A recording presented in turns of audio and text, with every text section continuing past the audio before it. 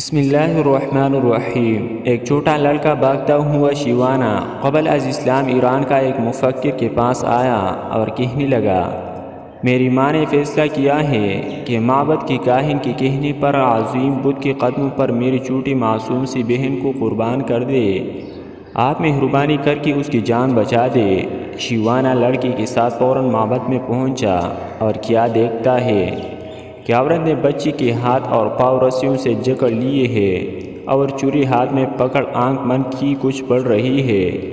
بہت سے لوگ اس عورت کی گرد جمع تھے اور بت خانے کا کاہن بڑے فخر سے بت کے قریب ایک بڑے پتھر پر بیٹھا یہ سب کچھ دیکھ رہا تھا۔ شیوانہ جب عورت کے قریب پہنچا تو دیکھتا ہے کہ اسے اپنی بیٹی سے بے پناہ محبت ہے اور وہ بار بار اس کو گلے لگا کر چوم رہی ہے، مگر اس کے باوجود معبد کدی کی بت کی خوشنودی کے لیے اس کی قربانی بھی دینا چاہتی ہے۔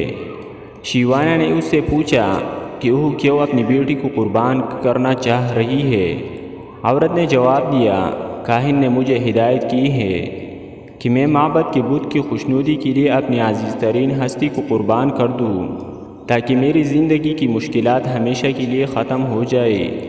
شیوانہ نے مسکرا کر کہا، مگر یہ بچی تمہاری عزیز ترین ہستی توڑی ہے، اسے تو تم نے ہلاک کرنے کا ارادہ کیا ہے۔ تمہاری جو ہستی سب سے زیادہ عزیز ہے وہ تو پتھر پر بیٹھا یہ کاہن ہے جس کے کہنے پر تم ایک پھول سی معصوم بچی کی جان لینے پر تل گئی ہو۔ یہ بت احمق نہیں ہے، وہ تمہارے عزیز ترین ہستی کی قربانی چاہتا ہے۔ اگر تم نے کاہن کی بجائے غلطی سے اپنی بیٹی کو قربان کر دی تو یہ نہ ہو کہ بت تم سے مزید خفا ہو جائے اور تمہاری زندگی کو جہنم بنا دے۔ عورت نے تھوڑی دیر سوچنے کے بعد بچی کے ہاتھ پاؤں کھول دیے اور چھری ہاتھ میں لے کر کاہن کی طرف دوڑی، مگر وہ پہلے ہی جا چکا تھا۔ کہتے ہیں کہ اس دن کے بعد وہ کاہن اس علاقے میں پھر کبھی نظر نہ آیا۔